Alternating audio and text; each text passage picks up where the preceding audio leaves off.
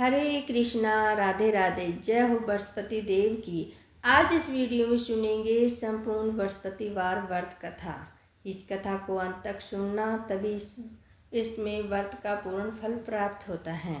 अगर ये कथा आपको पसंद आए तो कमेंट बॉक्स में जय हो बृहस्पति देव अवश्य लिखकर भेजिए। भारतवर्ष में एक प्रतापी और दानी राजा राज्य करता था। वह नित्य गरीबों ब्राह्मणों की सहायता करता था।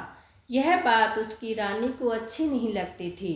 वह न तो गरीबों को दान देती थी और न ही भगवान का पूजन करती थी, और राजा को भी दान देने से मना करती थी। एक दिन राजा शिकार खेलने वन को गए हुए थे, तो रानी महल में अकेली थी।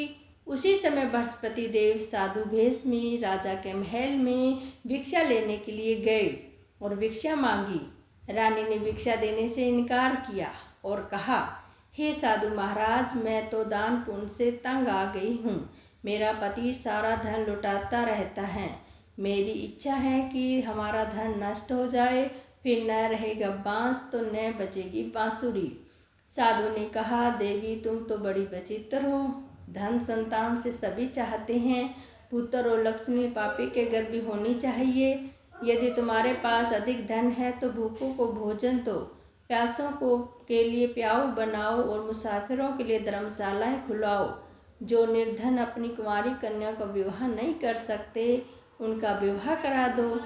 ऐसा कई काम है जिसके करने से तुम्हारे यश परलोक में फैलेगा। परंतु रानी पर उपदेश का कोई प्रभाव नहीं पड़ा। वह बोली, महाराज आप मुझे कुछ न समझाए। मैं तो ऐसा धन नहीं चाहती जो हर जगह बांटती फिरूं। साधु ने उत्तर दिया, यदि तुम्हारी इच्छा है तो तथास्तु। तुम ऐसा करना कि बृहस्पतिवार को घर लीपकर पीली मिट्टी से अपने सिर धोकर स्नान करना, भट्टी चढ़ाकर कपड़े धोना। ऐसा करने से आपका सारा धन नष्ट हो जाएगा। इतना कहकर वह साधु महाराज वहाँ से अलोप हो गए। साधु के अनुसार कही बातों को पूरा करते हुए रानी को केवल 3 बृहस्पतिवार ही बीते थे कि उसकी समस्त धन संपत्ति नष्ट हो गई। भोजन के लिए राजा का परिवार तरसने लगा। तब एक दिन राजा ने रानी से बोला कि हे रानी, यदि तुम यहीं रहो, मैं तुम दूसरे देश को जाता हूँ, क्योंकि यहाँ पर सभी लोग मुझे जानते हैं, इसलिए कोई छोटा कार्य नहीं कर सकता। ऐसा कहकर राजा परदेश को चला गया। वहाँ वह जंगल में लकड़ी काट कर लाता और शहर में बेचता। इस तरह वह अपना सारा जीवन व्यतीत करने लगा। इधर राजा के परदेश जाते ही रानी और दासी दुखी रहने लगी। एक बार जब रानी और दासी को 7 दिन तक बिना भोजन के रहने पड़ा, तो रानी ने अपनी दासी से कहा, हे दासी, पास ही की नगर में मेरी बहन रहती हैं। वह बड़ी धनवान है, तो उसके पास जा और कुछ ले आ, ताकि थोड़ी बहुत गुजर बसर हो जाए। दासी की बहन के पास गई। उस दिन गुरुवार था और रानी की बहन उस समय बृहस्पतिवार की कथा सुन रही थी। दासी ने रानी की बहन को अपनी रानी का संदेश दिया, लेकिन रानी की बड़ी बहन ने कोई उत्तर नहीं दिया। जब रानी को बहन से कोई उत्तर नहीं मिला तो वह बहुत दुखी हुई और उसे क्रोध भी आया। दासी ने वापस आकर रानी को सारी बात बता दी। यह सुनकर रानी ने अपने भाग्य को कोसा। उधर रानी की बहन ने सोचा कि मेरी बहन की दासी आई थी, परंतु मैं उसे नहीं बोली, इससे वह बहुत दुखी हुई होगी। कथा सुनकर पूजन समाप्त करके वह अपनी बहन के घर आई और कहने लगी, हे बहन, मैं बृहस्पतिवार की कथा सुन रही थी। तुम्हारी दासी मेरे घर आई थी, परंतु जब तक कथा होती तब तक न तो कोई उठते हैं और ना ही कोई बोलते हैं, इसलिए मैं नहीं बोली। कहो दासी, क्यों गई थी? रानी बोली, बहन तुझसे क्या छिपाऊं, हमारे घर में खाने को एक अनाज नहीं था। ऐसा कहते कहते रानी की आंखों में आंसू आ गए। उसने दासी समेत पिछले 7 दिनों से भूखे रहने तक की बात अपनी बहन को विस्तार पूर्वक सुना दी। रानी की बहन बोली, देख बहन, भगवान बृहस्पति देव सबकी मनोकामना को पूर्ण करते हैं। देखो, शायद तुम्हारे घर में कोई अनाज रखा हो। पहले तो रानी को विश्वास नहीं हुआ। जब बहन के आग्रह पर उसने अपनी दासी को अंदर भेजा तो सचमुच अनाज से भरा एक घड़ा मिला। यह देखकर दासी को बड़ी हैरानी हुई। दासी रानी से कहने लगी, हे रानी, जब हमको भोजन नहीं मिलता तो हम व्रत भी तो करते थे, लेकिन क्यों ना इस व्रत और कथा की विधि भी पूछ ली जाए ताकि हम भी व्रत कर सकें। तब रानी ने अपनी बहन से बृहस्पतिवार के व्रत को पूछा। उसकी बहन ने बताया, बृहस्पतिवार के व्रत में चने की दाल और मुनक्कों से भगवान विष्णु की केले की जड़ में पूजन करें तथा दीपक जलाएं, व्रत कथा सुने, पीले भोजन ही करें, इससे बृहस्पति देव प्रसन्न होते हैं। व्रत और पूजन विधि बताकर रानी की बहन अपने घर लौट आई। 7 दिन के बाद जब गुरुवार आया तो रानी और दासी ने व्रत रखा। गुड़साल में जाकर चना और गुड़ लेकर आई, फिर उसे केले की जड़ तथा भगवान विष्णु का पूजन किया। अब पीला भोजन कहाँ से आए, इस बात को लेकर दोनों बहुत दुखी हो चुके थे। क्योंकि व्रत रखा था इसलिए बृहस्पति देव उससे प्रसन्न थे। इसलिए वो एक साधारण व्यक्ति का रूप धारण करके 2 थालों में सुंदर पिल्लर भोजन दासी को दे गए।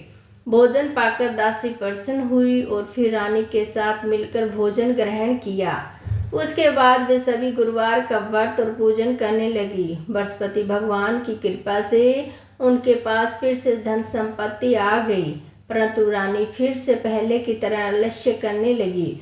तब दासी बोली, देखो रानी, तुम पहले ही इस प्रकार आलस्य करती थी, तुम्हें धन रहने में कष्ट होता था, इस कारण सभी धन नष्ट हो गया, और अब जब भगवान बृहस्पति देव की कृपा से धन मिला है तो तुझे फिर से आलस्य क्यों होता है।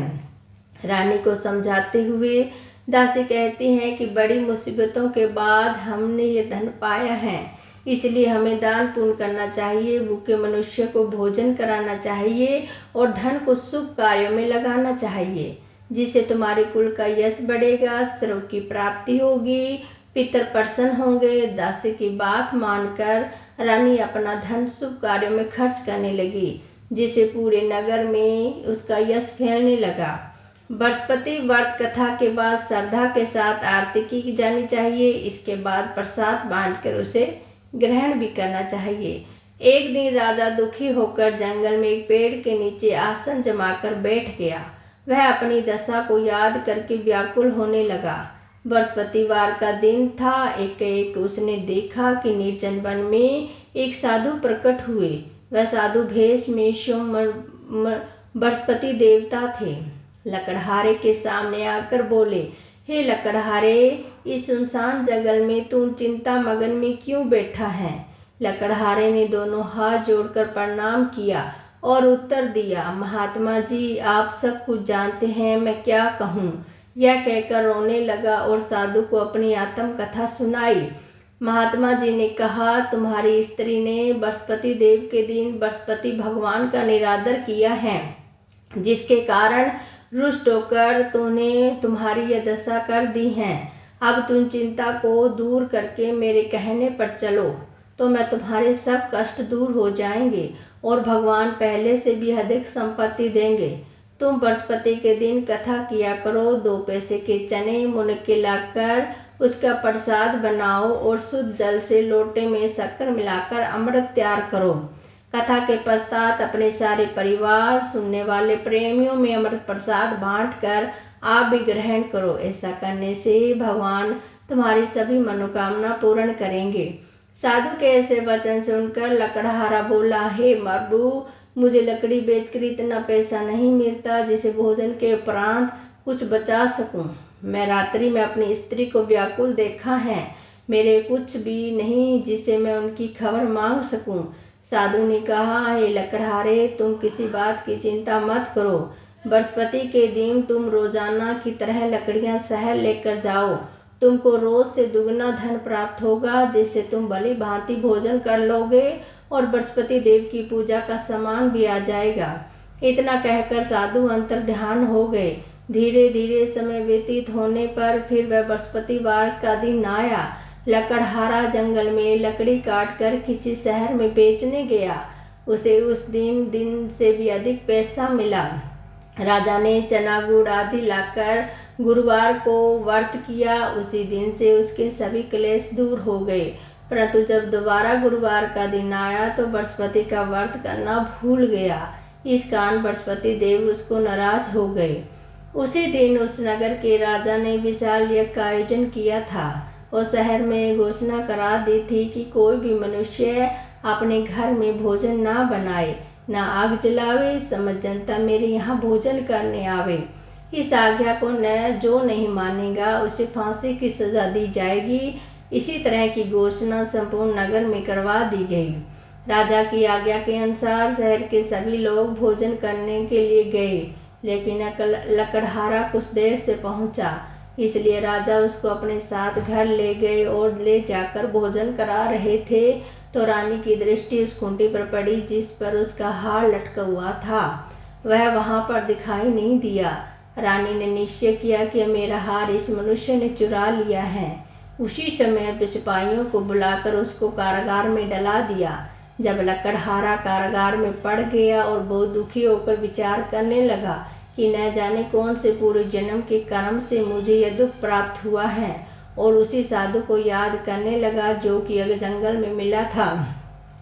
उसी समय तत्काल बृहस्पति देव साधु के रूप में प्रकट हुए और उसकी दशा को देखकर कहने लगे, हे अरे मूर्ख, तूने बृहस्पति की कथा नहीं करी, इसी कारण तुझे दुख प्राप्त हुआ है। अब तू चिंता मत कर। बृहस्पतिवार के दिन कारागार के दरवाजे पर 4 पैसे मिलेंगे, जिसे तुम बृहस्पति देव की पूजा करना, तेरे सभी कष्ट दूर हो जाएंगे। बृहस्पति के दिन उसे 4 पैसे मिले। लकड़हारे ने कथा कही। उसी रात्रि को बृहस्पति ने उस नगर के राजा को सपने में कहा, हे राजा, तुमने जिस आदमी को कारागार में बंदी कर दिया है वह निर्दोष है, वह राजा है, उसे छोड़ देना। रानी का हार उसी खूंटी पर लटका है। अगर तू ऐसा नहीं करेगा तो तेरे राज्य को नष्ट कर दूंगा। इस तरह रात्रि के सपने को देखकर राजा प्रातः काल उठा और खूंटी पर हार देखकर लकड़हारे को बुलाकर क्षमा मांगी तथा लकड़हारे के योग्य सुंदर वस्त्र आभूषण देकर विदा कर दिया। बृहस्पति देव की आज्ञा के अनुसार लकड़हारा अपने नगर को चल दिया। राजा जब अपने नगर के निकट पहुंचा तो उसे बड़ा आश्चर्य हुआ। नगर में पहले से अधिक बाग, तालाब, कुएं, बहुत सी धर्मशालाएं, मंदिर आदि बन गई थी। राजा ने पूछा, ये किसका बाग है और धर्मशाला है? तब नगर के राजा सब लोग कहने लगे, यह तो सब रानी और बांदे के हैं। जो राजा को आश्चर्य हुआ और गुस्सा भी आया। जब रानी ने खबर सुनी कि राजा आ रहे हैं तो उन्हें बंदी से कहा, हे दासी, देख राजा हमसे कितनी बुरी हालत में छोड़ गए थे। हमारी ऐसी हालत देखकर वह लौट ना जाए, इसलिए तू दरवाजे पर खड़ी हो जा। आज्ञा के अनुसार दासी दरवाजे पर खड़ी हो गई। राजा आए तो उसे अपने साथ ले गए। तब राजा ने क्रोध करके अपनी रानी से पूछा, ये धन तुझे कैसे प्राप्त हुआ? तब रानी ने कहा, हमें यह सब बृहस्पति देव के लिए व्रत के प्रभाव से प्राप्त हुआ है। राजा ने निश्चय किया कि 7 रोज बाद वे सभी बृहस्पति का पूजन करते हैं, परंतु प्रतिदिन में 3 बार कहानी और रोज व्रत किया करूँगा। अब हर समय राजा के दुपट्टे में चने की दाल बंधी रहती और दिन में 3 बार कहानी कहता। एक रोज राजा ने विचार किया कि चलो अपनी बहन के यहाँ चले आवें।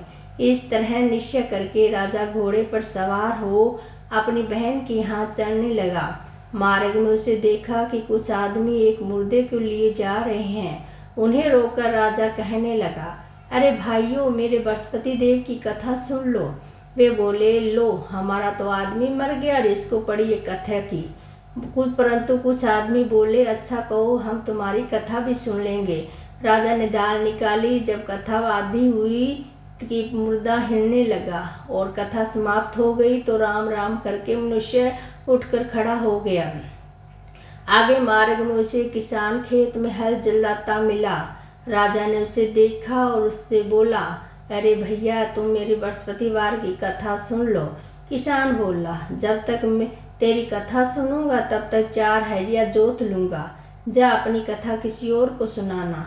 इस तरह राजा आगे चलने लगा। राजा के हटते ही बैल पछाड़ खाकर गिर गए और किसान के पेट में बड़ी जोर से दर्द होने लगा।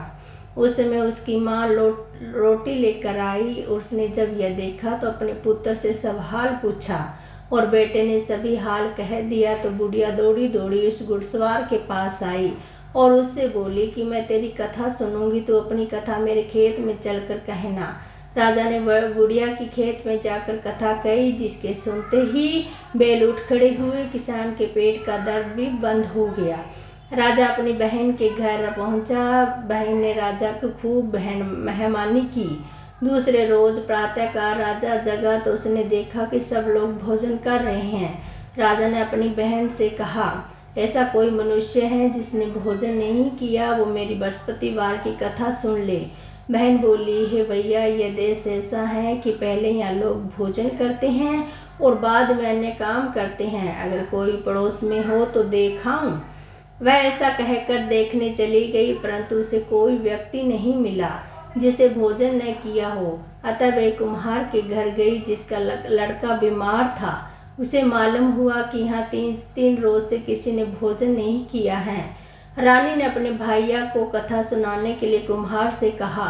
वह तैयार हो गया। राजा ने जाकर बृहस्पतिवार की कथा कही, जिसे सुनकर उसका लड़का ठीक हो गया। अब तो राजा की प्रशंसा होने लगी। हर रोज राजा ने अपनी बहन से कहा कि हे बहन, हम अपने घर को आए जाएंगे, तुम भी तैयार हो जाओ। राजा की बहन ने अपनी सास से कहा। सास ने कहा, चली जा, परंतु अपने लड़कों को मत लेके जाना, क्योंकि तेरे भाई की कोई औलाद नहीं है। बहन ने अपने भैया से कहा, हे भैया, मैं तो चलूंगी पर कोई बालक नहीं चलेगा। राजा बोला, जब कोई बालक ही नहीं चलेगा तो तू जाकर क्या करेगी। बड़े दुखी मन से राजा अपने घर को लौट आया। राजा ने अपनी रानी से कहा, हम निर्वंशी हैं, हमारा मुंह देखने को धर्म नहीं, इसलिए कुछ भोजन आदि नहीं किया। रानी बोली, हे प्रभु, बृहस्पति देव से सब कुछ ठीक कर दिया है और हमें औलाद भी अवश्य देगा। उसी रात को बृहस्पति ने राजा के सपने में कहा, हे राजा, उठ, यदि सोच त्याग दे, तेरी रानी गर्भ से है। राजा की बात सुनकर बड़ी खुशी हुई। 9वें महीने में उसके गर्भ में एक सुंदर पुत्र पैदा हुआ। तब राजा बोला, हे रानी, स्त्री बिना भोजन कर रह सकती हैं, पर कोई बात कहे बिना नहीं रह सकती। जब मेरी बहन आवे तो उसे कुछ महत्व कहना। रानी ने सुनकर हाँ कर दी। जब राजा की बहन ने यह सब समाचार सुना तो वह बहुत खुश हुई और बधाई लेकर अपने भाई के यहाँ आई। तभी रानी ने कहा, घोड़ा चढ़कर तो नहीं आई, गधे चढ़ के आई है। राजा की बहन बोली, भाभी, मैं इस प्रकार न कहती तो तुम्हें औलाद कैसे मिलती। बृहस्पति देव ऐसे ही हैं, जिसके मन में कामना है सभी को पूर्ण करते हैं। जो सदा भाव पूर्व बृहस्पति का व्रत करता है, वह कथा पढ़ता है और सुनता है, दूसरों को सुनाता है, बृहस्पति देव सभी की मनोकामना पूर्ण करते हैं। भगवान बृहस्पति देव सबकी सदैव रक्षा करते हैं। संसार में जो मनुष्य सद्भावना से भगवान जी का पूजन व्रत सच्चे हृदय से करते हैं, उनकी सभी मनोकामना पूर्ण करते हैं। जैसी जिसकी भावना, और राजा रानी ने उनकी कथा का गुणगान किया तो उनकी सभी इच्छाएं बृहस्पति देव जी ने पूर्ण की थी। इसलिए पूर्ण कथा सुनने के बाद प्रसाद लेकर जाना चाहिए। हृदय में उनका मनन करते हुए जयकारा लगाना चाहिए। सब मिलकर बोलो, जय बृहस्पति देव की जय हो, भगवान विष्णु की जय हो।